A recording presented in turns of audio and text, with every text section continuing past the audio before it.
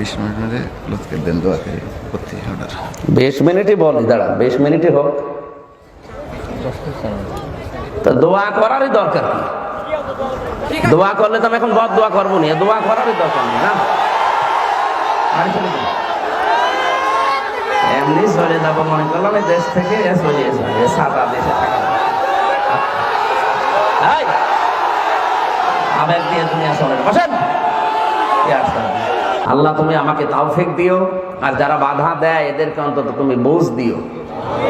তোমার ইলমে যদি জানা থাকে যে এগুলো হেদায়েত হবে না, নূহ নবীর মতো আমিও বরদোয়া করে দিলাম, দিল কাফিরিনা দাজ্জার, আল্লাহ এগুলো যেন অন্তত আন্ডা বাচ্চা আর না থাকে, কারণ এগুলো আন্ডা বাচ্চা যেগুলো আসবে ওগুলো ইসলামের বিরুদ্ধে অবস্থান নেবে। মুসাফির অবস্থায় আছে, বরদোয়া আসলে আসে না, চলে আসে এই সমস্ত কারণগুলো থেকে।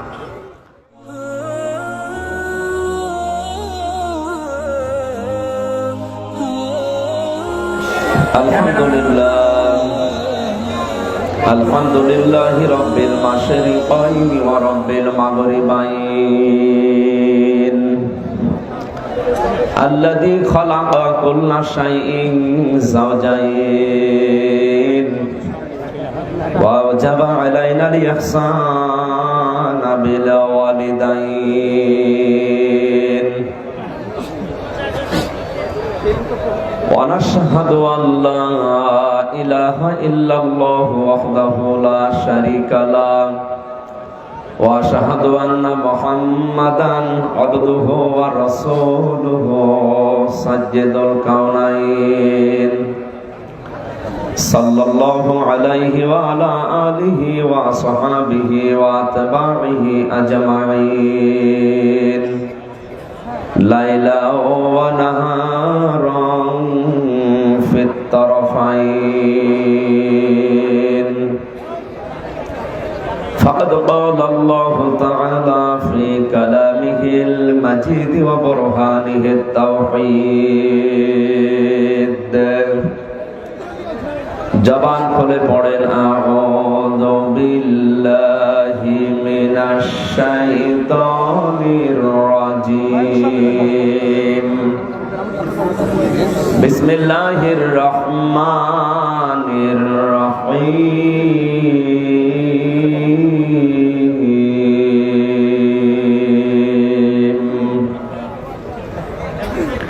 ওয়ালাকাদ খালাকনাল ইনসানা মিন সুলালাতিন মিন তিন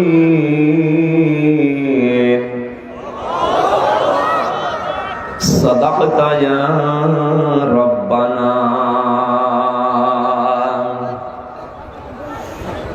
عن عبد الله بن مسعود رضي الله تعالى عنه قال قال النبي صلى الله عليه وسلم الدنيا سجن المؤمن وجنة الكافر رواه ابن ماجه وقال تعالى في شان حبيبي وما زادهم إلا إيمانا وتسليما اللهم صل على محمد وأنزله المقرب عندك يوم القيامة جزا الله عنا محمدا صلى الله عليه وسلم রেখো না মনেতে ভয় বান্দা খোদার, দূর হয়ে যাবে বাধা সব, তোমার আমার এক মালিক আছেন, আছেন আমাদের রব, আছেন আমাদের রব। আলহামদুলিল্লাহ। বাংলাদেশের ঐতিহ্যবাহী বিভাগ রাজশাহী, ঐতিহ্যবাহী জেলা রাজশাহী, শাহ মাকদুম বড় বনগ্রাম মাস্টারপাড়া সরকারি প্রাথমিক বিদ্যালয় ময়দানে চতুর্থ বাৎসরিক ঐতিহাসিক তাফসীরুল কোরআন মাহফিলের স্বনামধন্য সভাপতি অত্র এলাকার সর্বজন শ্রদ্ধাভাজন ব্যক্তিত্ব আমার আরাফাতের ভাই আলহাজ মোহাম্মদ গোলাম মোস্তফা আতাল্লাহু উমরাহু ওয়া বারাকাল্লাহু ফি হায়াতি, সকলে বলেন আমিন। মাহফিলের প্রধান অতিথি শাইখুল মাশায়েখ,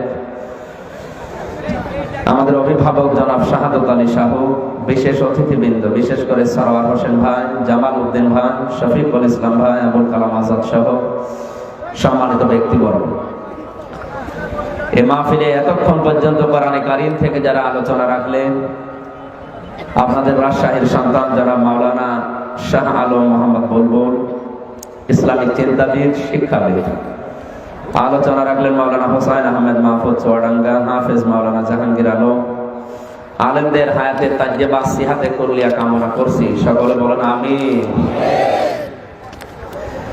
এই মাহফিল বাস্তবায়ন কমিটিতে যারা আছে, যে মাতাদেরকে পেটে নিলেন, আল্লাহ যেন খাদিজাতুল কুবরার মতো বানিয়ে দেন।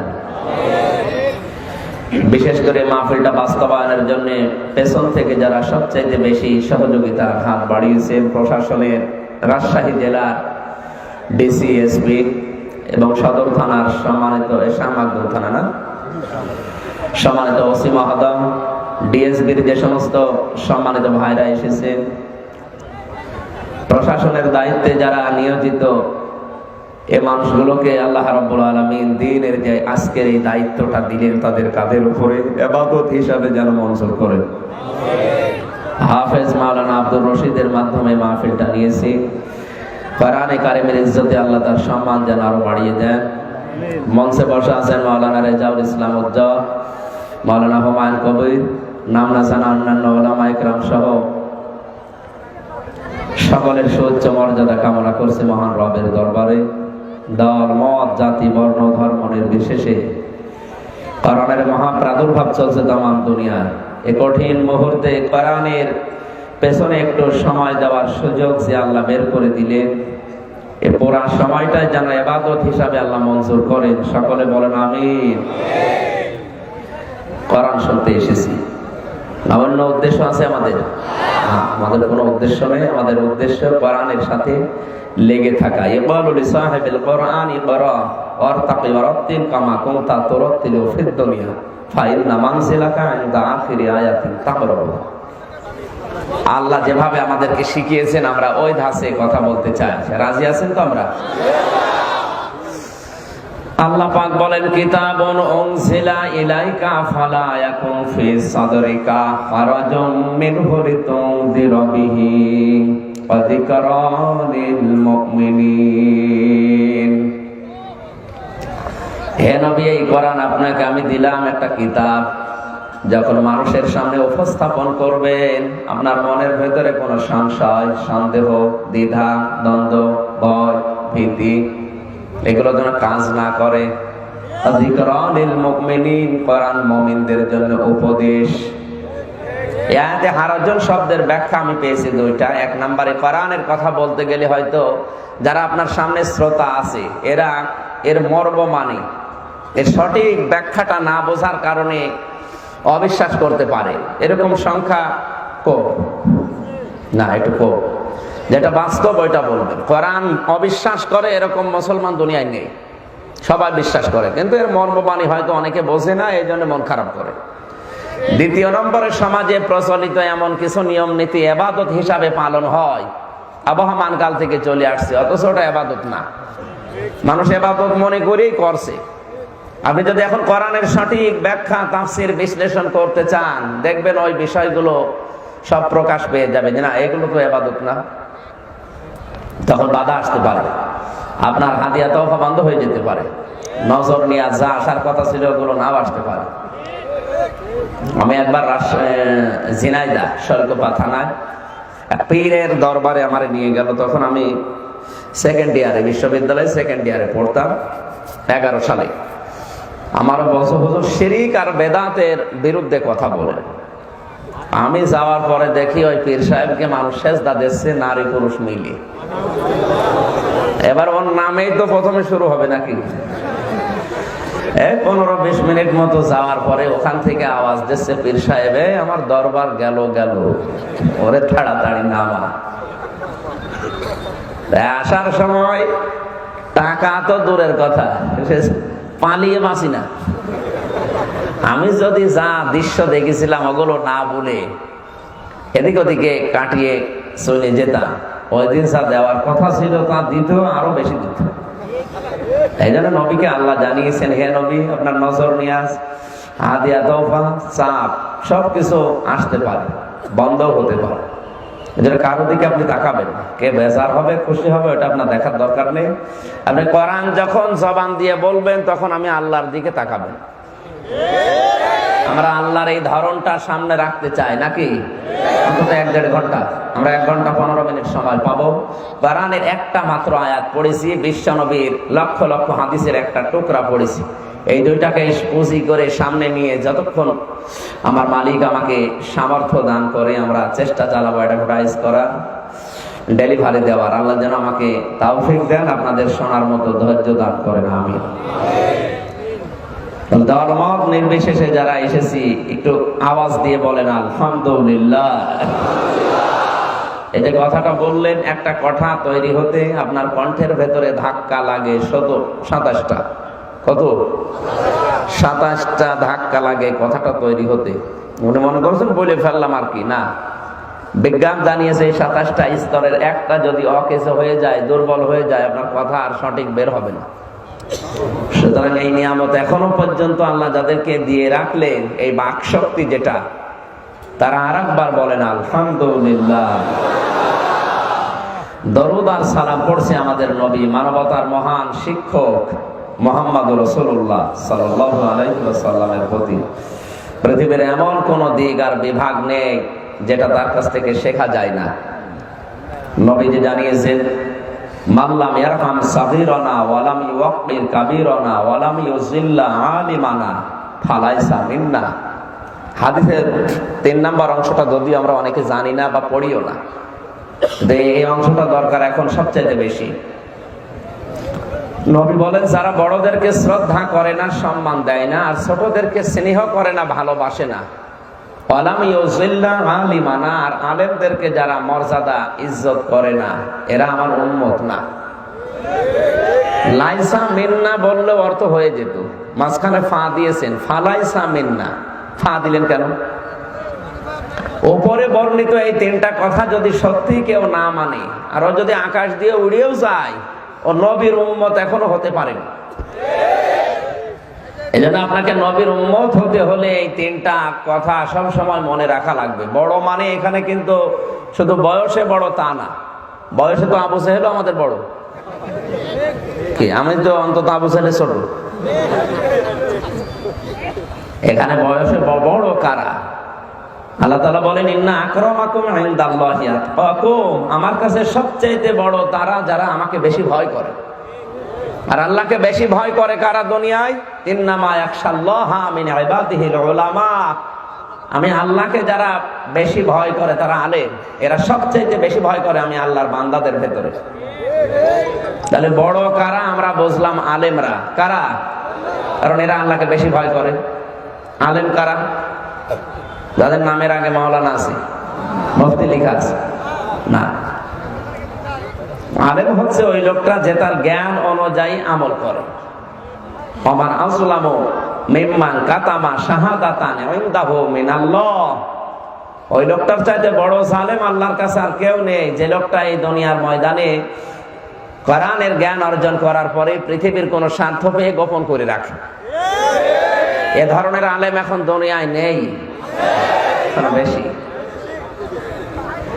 আলেম 3 প্রকার আমরা জানি। ইমাম ইবনে তাইমিয়া রাহমাতুল্লাহ আলাইহি তার কিতাবে দিয়েছেন আলেম 3 প্রকার। 1 নম্বরে ওলামায়ে দাওলা, রাষ্ট্রীয় আলেম। রাষ্ট্র এদেরকে টাকা পয়সা দিয়ে পালে পোষে বিভিন্ন জিনিস জায়েজ না জায়েজ করার জন্য। ওরা কিন্তু এ দেশের কথা বলছে না, ইন্ডিয়ায় আছে। 2 নম্বরে ওলামায়ে উম্মত, উম্মতের আলেম। উম্মত যেদিকে যাচ্ছে ও ওইদিকে যায়।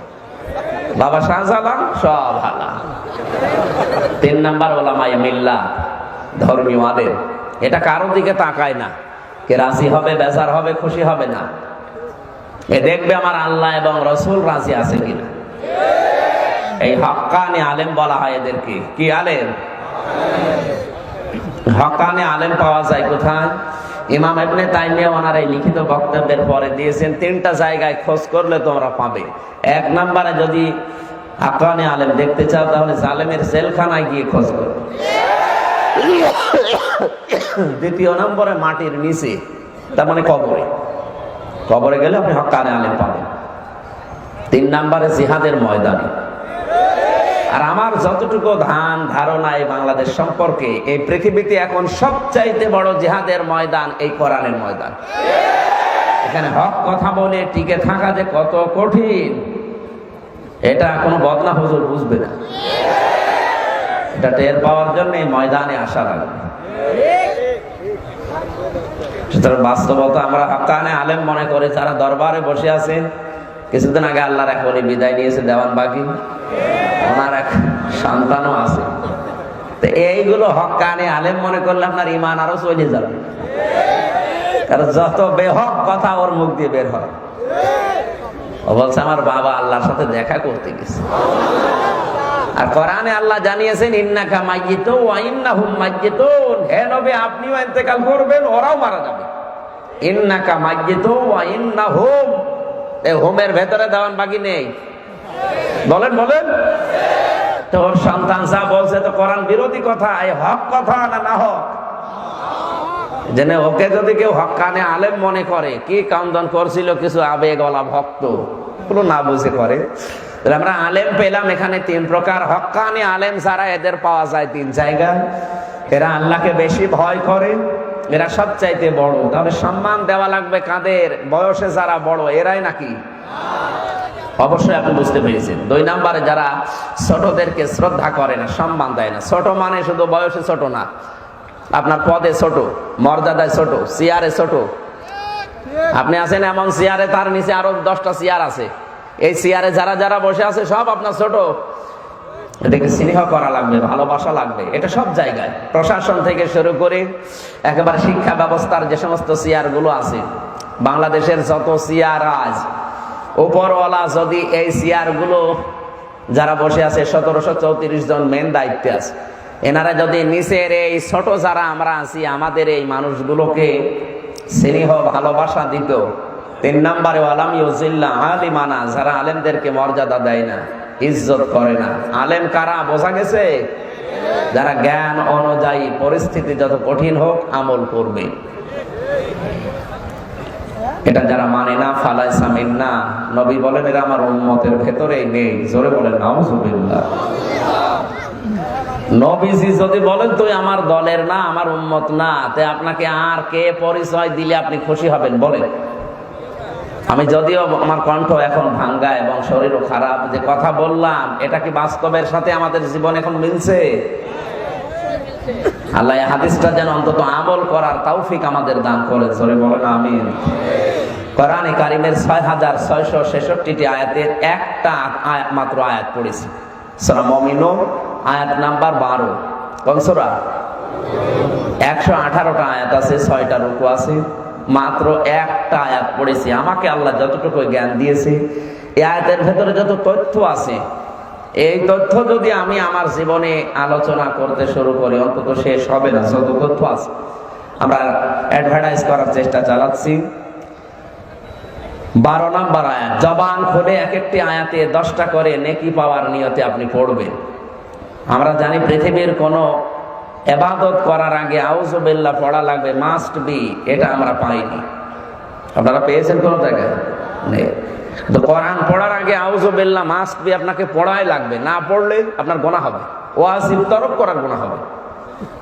ফাইদা ক্বরাতাল কুরআনা ফাস্তাইয বিল্লাহি মিনাশ শাইতানির রাজীম। আয়াত নিয়ে চিন্তা করলাম কেন? পৃথিবীতে নামাজ অনেক দামি ইবাদত, যাকাত দেওয়া অনেক গুরুত্বপূর্ণ ইবাদত। তো কই এগুলোর আগে আমি নামাজের আগে আউযুবিল্লাহ পড়লাম না, নামাজ আমার হবে না? না হবে, কোনো ব্যাপারই না। আমি হজ করার আগে আউযুবিল্লাহ পড়ি নাই, হজ হবে না? অবশ্যই হবে। কিন্তু কোরআন পড়ার আগে আউযুবিল্লাহ না পড়লে আপনার গুনাহ হবে। কেন? পৃথিবীর কোন ইবাদতে শয়তান মানুষকে এত ধোঁকা দেয় না, কোরআনের কাছে আসলে যত ধোঁকা দেয়। এই জন্য পৃথিবীর মানব শয়তান এবং জিন শয়তানের আসল টার্গেট কোরআন যেন দুনিয়ায় কায়েম হতে না পারে। কোরআন কায়েম হবে না কখন? যখন মানুষ কোরআনের কাছ থেকে দূরে চলে যাবে, পড়বে না, বুঝবে না, তখন একবারেই বলেন আর কোরআন দুনিয়া থেকে তুলে দেব। তুলে দেওয়ার জন্য যে সমস্ত কাজ কারবার গুলো আছে ওই জায়গাগুলোতে হাত দেয়। এক লোক তার বউকে খুব পিটাতো, ওর বউ একদিন বলছে কি, তুমি যেভাবে আমারে মারো আমাকে রাখবা না, কিলের ওজন দেখে টের পাচ্ছ না? আমাদের অবস্থা কিন্তু বাস্তবতা এখন এইটাই। কোন জায়গায় আমরা বাধা পাচ্ছি না। যে সমস্ত ইস্যু তৈরি করে বাধা দেওয়া হচ্ছে এগুলো ইস্যুই না। আপনি ইস্যু তৈরি করেছেন যে না করোনা এগুলো সম্ভব না, করোনা এগুলো যদি সম্ভব না হয় তো মাছের বাজার সম্ভব হয় কি করে? সিনেমা হল কি করে ওপেন হয়? সিনেমা হলে তো মানুষ 2 কিলোমিটার দূরে দূরে বসে, আরো যারা বন্ধু বান্ধবী যায় দুইটা মানুষ একটা হয়ে যায়। যারা বলেন সুবহানাল্লাহ, নাউযুবিল্লাহ, তো শুধু এখানে তো ওই জায়গায় করোনা যায় না। আপনি ওখানে অন্তত একটু ফাঁকা ফাঁকা হয়ে বসতে বলেন, এই এক চেয়ার পরে পরে বসো। ওখানে আপনি দুটো মানুষ একটা করে দিলেন, আর যত ঝামেলা ইস্যু সব একটা চক্রান্ত। বিভিন্ন জেলাতে যাওয়ার পরে ওনারা দেখাচ্ছে যে আপনাদের নামে লিস্ট, এই লিস্ট আপনাকে দিল কে? এটা আর একটা ইস্যু, শয়তানি। আমি কালকে উজ্জ্বলের নামে এই যে কি বলে শেখ আয়ুব আলী ভাই নামে রশিদের নামে একটা 14টা নাম লিখে বললাম এই যে এই মানুষগুলো নিষিদ্ধ। নিষিদ্ধ কেন? আপনি কারণ দেবেন না? আমি কি বাংলাদেশে নিষিদ্ধ কোন রাজনৈতিক দলের সাথে আছি? নিষিদ্ধ কোন রাজনৈতিক দলে থাকলে আপনি বলেন। এরপরে দেশ বিরোধী, সমাজ বিরোধী, রাষ্ট্র বিরোধী, ইসলাম বিরোধী কোন কাজ যদি প্রকাশ্য গোপনে করি সেটা দেখান। আন্দাজে আপনি একটা পাগল ছাগল দিয়ে দিলেও নিষিদ্ধ। মগের মূল লোক পেয়েছেন আপনি। আপনি এরকম কিছু করলে তো আমার শেষ পর্যন্ত আমার বাক স্বাধীনতা যখন হরণ করে নেবেন, আমি আপনার দেওয়ালে পিঠ থেকে যাবে, আইন হাতে তুলে নিতাম বাধ্য হবো। তখন দোষ দেবেন আমার, হ্যাঁ কি করলো, তো কি করলাম তো আপনার কারণে। এই জন্য যেটা যেতে চাই স্বাভাবিক ভাবে যেতে দিন। আসলে শুধু এই সমস্ত ইস্যুগুলো এসে কানের কাছে দেয়, হুজুর হুজুর কি না, এত আপনার ভয় কেন? আশ্চর্য। আমি কি, আমার শরীরই চলে না। কারণ ওই নামটাই ওই ঝামেলা মার্কা নাম দিয়েছে আমার বাবা আমির হামজা। আমি মনে করছি নাম পাল্টাবো, এমন একটা নাম দেবো, আয়ুব আলী নাম দিয়ে দেবো। মানুষ যারা মনে করেন এই আয়ুব জমি এ খুব ধৈর্যশীল, নামে খুব ঝামেলা আছে। বান্দরবনে গিয়েছিলাম, এসপি সাহেব ওসি সাহেব এসে বলছে হুজুর আপনার নামে লিস্ট। আপনাকে লিস্ট দিল কে বলো তো? এই একটা কথা হলো, আপনি একটা দেশের দায়িত্বে আছেন একটা থানার, আর আপনার কাছে পাগল ছাগল এসে দিয়ে গেল, একটু চিন্তা ভাবনা করবেন না?